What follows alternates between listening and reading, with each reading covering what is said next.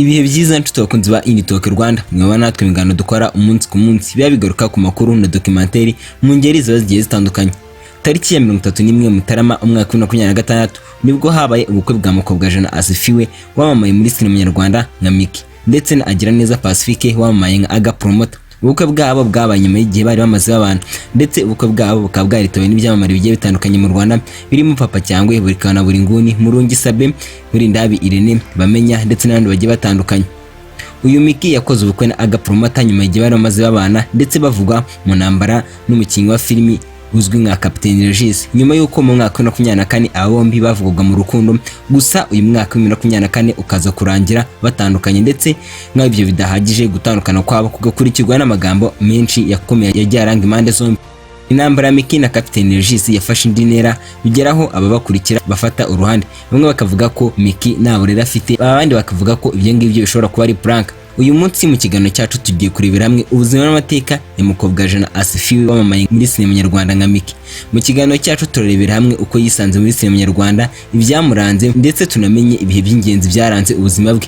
Icyo nagusaba ni ukubana nanjye kuva none kugera ku musozo, kandi mbari ugambira igeze kuri Initalk Rwanda ugakunda ibyo dukora, nagusaba ko wakora subscribe ubundi ukajya natwe imiganiro n'amakuru dukora umunsi ku munsi. Ubundi Miki amazina yiswe n'ababyeyi ni mukobwa Jana Asifiwe. Miki yavutse mu mwaka wa 2002 avukira mu mujyi wa Kigali mu karere ka Kicukiro mu murenge wa Kanombe. Mukobwa Jana Asifiwe wamamaye nka Miki avuka mu muryango w'abana 5, gusa abana 3 muri bo akaba bahuje ababyeyi bombi, abandi 2 bakaba bahuje umubyeyi umwe ari we mama we, kuko Miki avuga ko nyuma yo papa witabye Imana mama we yashatse undi mugabo babyarana abana 2. Mu mwaka wa 2009 nibwo mukobwa Jana Asifiwe wamamaye nka Miki ubwo yari afite imyaka 7 y'amavuko papa we yaje kwitaba Imana. Gusa mbere yuko papa Miki yitaba Imana akaba yarafashe ideni rya banki kugira ngo bimuke aho bakodeshaga ubundi bajye gutura. Mu gihe papa Miki yarimo yishyura iryo deni nibwo yaje kwitaba Imana. Ahangaha birumvikana ko ibibazo byafashe indi ntera mu muryango wa Miki. Nyuma y'ibyo byago mama Miki yashatse akazi yakora kugira ngo yishyure ideni umugabo we yari yarasize. Ibi byatumye abavandimwe ba Miki ndetse nabo ubwe batabaho mu buzima bwiza, ndetse ibi byagize n'ingaruka mu myigire ya Miki cyangwa se mukobwa Jana Asifiwe, kuko yigaga atazi amanota agira. Ibi byaje no gutuma ahagarika amasomo ye atayasoje. Mu biganiro Miki yagiye atanga yagiye avuga ko nyuma y'igihe mama Miki yaje kuva mu kazi yakoraga ubundi ajya mu bucuruzi buciriritse, ariko uko iminsi igenda ishira ubucuruzi bwe bukagenda butera imbere. Bidatinze mama Miki yahise ashaka undi mugabo ari we babyaranye abana 2 nk'uko ni nabivuze haruguru. Gusa nyuma y'igihe mama Miki yaje gufungwa, ibintu byagize ingaruka ku buzima bwa Miki ndetse n'abavandimwe be. Nyuma y'ifungwa rya mama Miki n'abavandimwe bakomeje kubana n'umugabo wa nyina. Gusa nyuma y'iminsi mukuru wa Miki yaje gutwara inda, maze umugabo wa mama Miki ananirwa kwihanganira kubarera ndetse n'abavandimwe be, ahitamo kurera abana yari yabyaranye na mama wa Miki. Birumvikana ahangaha ubuzima bwari butangiye kubaho bibi kuri Miki ndetse n'abavandimwe be. Nyuma y'igihe Miki yatangiye gushaka icyo yakora kugira ngo iminsi 10 nibwo yaje kubona akazi ko gukora mu kabari. Ahangaha mu kabari akaba naho yahuriye n'inshuti ye imufashije kwinjira muri sinema nyarwanda.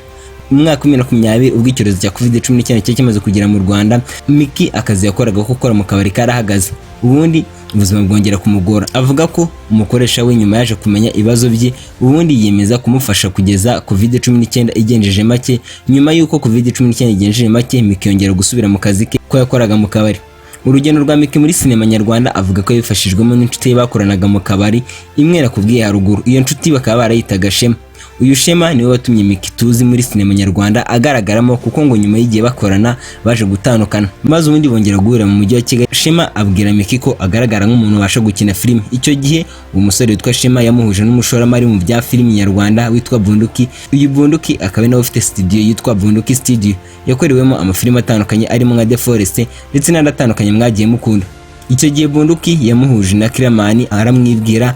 Ubundi mukobwa Jana Asifiwe wamamaye Miki muri sinema nyarwanda nuko yinjiye muri sinema nyarwanda. Nyuma y'uko yakoranaga na Kiramani yatangiye gukorana n'abandi barimo Captain Regis, ari naho abantu benshi batangiye kumenyera Mitsutsu ndetse n'abandi bagiye batandukanye. Miki yamamaye cyane ubwo yavugwaga mu rukundo na Captain Regis bakinanaga. Nyuma aza kongera kuvuga mu rukundo na Agiraneza Pacifique wamamaye nka Aga Promoter, kuri uyu munsi akaba ari umugabo we. Mu mpera z'umwaka wa 2024 nibwo havuzwe amagambo menshi hagati ya Miki, Captain Regis na Aga Promoter. Nk'uko mwese mubizi ibisi twabigarukaho ahangaha, ndetse amagambo yakurikiye kugezaho muri umwaka wa 2026 Miki akoze ubukwe na Aga Promoter cyangwa se Agiraneza Pacifique. Bimwe mu bintu umukobwa Shana Asifiwe wamamaye nka Miki muri sinema nyarwanda atazibagirwa, avuga ko ari ifunguro rya mama nk'uko avuga ko mama we yafunzwe kubera akagambane. Ikindi ni urupfu rwa musaza we wapfuye mu mwaka wa 2018 ku munsi w'itariki ya musaza we yari yavutseho n'ukwezi kumwe. Muri make musaza we yapfuye ku isabukuru ye y'amavuko. Aha uyu musaza akaba yarazize impanuka. Ikindi Miki avuga ko atapfa kwibagirwa ari ukuntu bashatse kumuroga we n'umwana we. Ikindi navuga n'ubwo atarabitangaza, navuga ko atazibagirwa ubukwe bwe na Agiraneza Pacifique wamamaye nka Agapromata, kuko ubukwe bwabo bwabaye ku wa gatandatu tariki 31 Mutarama 2026. Ubukwe bwabo bukaba bwarabereye muri Romantic Garden ku Gisozi. Kuri ubu ngubu Miki yagaragaye muri filimi zitandukanye mu Rwanda harimo nka My Daughter, Igihome ndetse n'izindi zitandukanye.